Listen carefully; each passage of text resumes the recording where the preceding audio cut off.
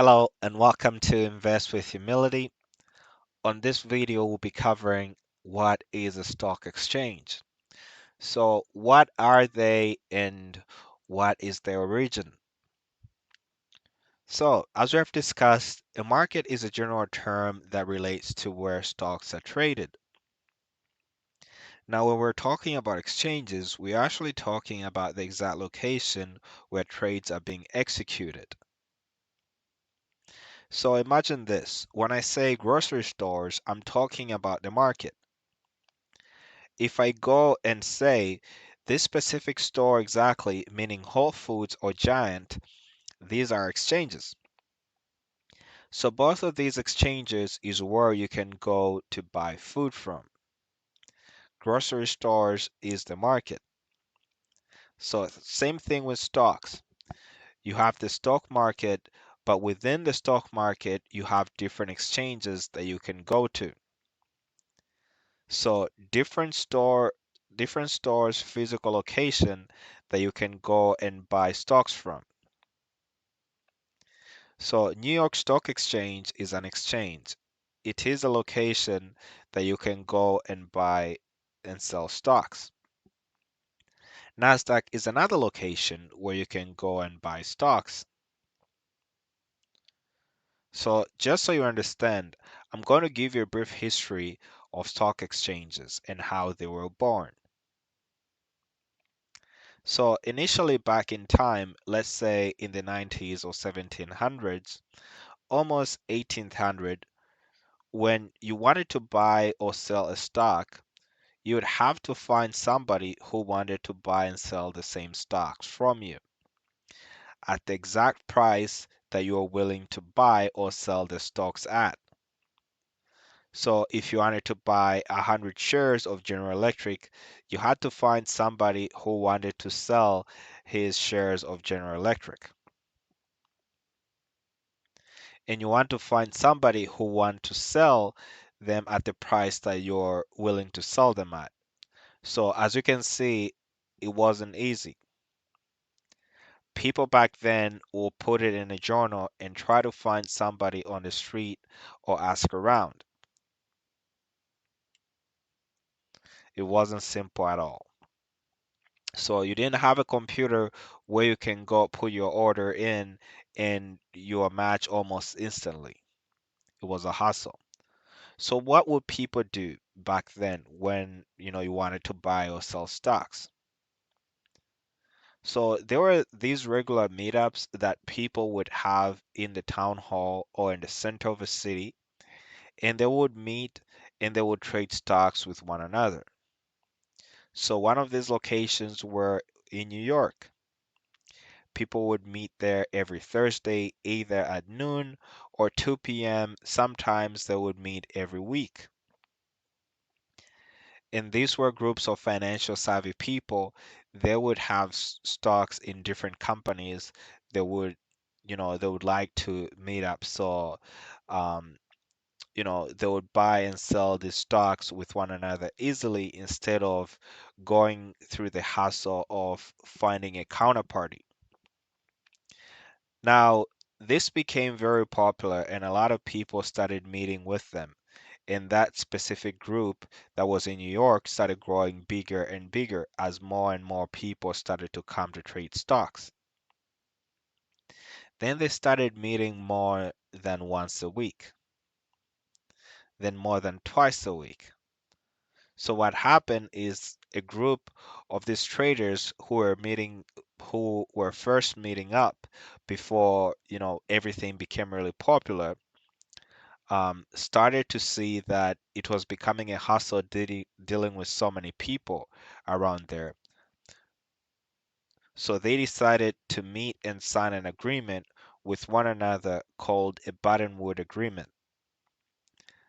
Now, they called it a Buttonwood Agreement because, it was always done underneath um, a tree, so they called it like a Buttonwood tree. So I'm not sure why they called it that, but that's what they decided to call it, you know.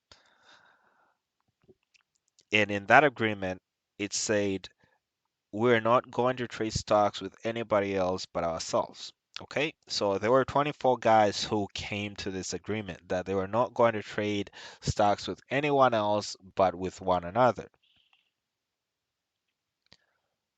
Okay, and if somebody else wants to buy or sell stocks from us, we're going to charge him a commission of 1/4%. So that's how we're going to do it. So that was it. So that was how we're going to do it. So that was it. Stops becoming as hectic.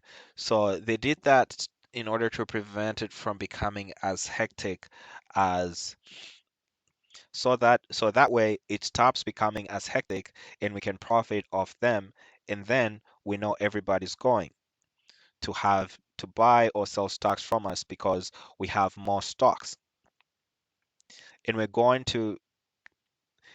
a group of people that are going to have the majority of the stocks at this location. So people have to go through them. Now that worked out very well for them. They moved from under the tree to a coffee shop next door. And again, that agreement was made in 1792. And just a year later, they moved from the coffee shop and they brought the building right in front, which is now known as the New York Stock Exchange. So that's how the New York Stock Exchange was born. And these 24 people were the 24 regional brokers. And again, there's going to be another model about the brokers, about what a broker is, but a broker is somebody you have to go through to buy or sell your securities. And these were the 24 regional brokers. And there are more brokers, obviously, right now. You do not have to reach out to somebody to tell them that you want to buy or sell a stock. You can just, go to different softwares where you can, buy stocks. Those have replaced the person who would be the intermediary to execute your order. So you can go to Interactive Brokers, you can go to Webull, you can go to Robinhood, you can go to TD Ameritrade, you can go to all these places to buy or sell your stocks. So people would have to go and see them, and they would either buy or sell stocks from that person with one another. Nowadays, there are main exchanges that exist. There's the New York Stock Exchange, there's the NASDAQ, and the AMEX. These are the major stock exchanges that exist in the US. Okay, I'm only going to speak about the US. If you're in another country, of course, there may be another exchanges based on your location, but these are the most popular exchanges in the US. New York Stock Exchange is the biggest and the most demanding exchange. Now, the way you're going to see it is exchanges are like stores. And to have your product in a store, the store has to accept it. Same thing with exchanges. If you want your stocks to trade as an exchange, you have to go ask the exchange for your product to be listed on exchange. So if Snapchat wants to be on exchange, they would go and ask the exchange. They will go to the New York Stock Exchange and ask them, hey, can we put our stocks on your shelves so people can come and buy it if if they want it. New York Stock Exchange has to accept them. So, but the New York Exchange is very demanding. So, they want, a stock to be a specific, price. It also, the company has to meet the following requirements in order to be listed. So they have all this, a lot of requirements that they have in order for your stock to be listed on the exchange. Also, it cannot be below a specific price range. So they have the most demanding criteria of all the exchange. So you'll have to be a really big company, in order to be listed. You have got to have a minimum amount of employees. Your price has to be over a certain amount. Your stock has to trade a certain amount of times every day. So these are some of their criteria. Now, the second exchange is NASDAQ. NASDAQ is less demanding. Um, Nasdaq is less demanding and is very known for having tech companies. So many tech companies are on the Nasdaq exchange. Different stocks trade on different exchanges. They don't trade on all the exchanges. Again, it's like having an iPhone. If you want to buy an iPhone, you can go buy, to Walmart or maybe somewhere else. You can also buy an iPhone at the iPhone store. Okay, so you can buy it from that store. Same thing with the stocks. You can buy different companies at different exchanges. some companies are very rarely interlisted on more than one exchange, but mostly they're going to be on one exchange. So when somebody tells you, hey, where's this stock trading at? It's trading on New York Stock Exchange or trading on NASDAQ. They're talking about the store in which the stock is trading. Where do I go? Where do I have to go if I want to buy at this store or that store? So most of these stocks will be listed on one exchange. Very few of them are listed on um, some stocks are listed on more than one exchange, but most of them will be listed on one exchange. Okay. Now the third exchange is AMEX. AMEX is an exchange that caters to ETFs, exchange trade funds. Now, ETF is something we're going to get into in another course, in another module, but most ETFs are going to be AMEX at the AMEX exchange. So there are three exchanges that you need to get familiar with for all the stocks that trade in the United States.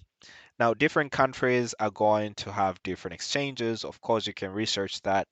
Thank you so much for your attention, and I hope you enjoyed these videos. I'll be bringing more videos on a bi-weekly because this course will be, um, you know, really, we'll be going into much depth, meaning we're going to cover everything related to stocks trading. So and stock investing so that you understand the intricacies and everything. And I was thinking of releasing like 3 videos a week, but I think material will be coming slow. So instead, I'll be bringing at least 5 videos a week. Pray for me as I go through that because I have other things, going on in the background. But I hope you enjoyed the content. Again, it's totally free. If you want to learn, just come to this channel. In it, all the material are in the sequential manner, meaning we're starting from the basic things all the way to the advanced things. Thank you again and have a good day. Be blessed.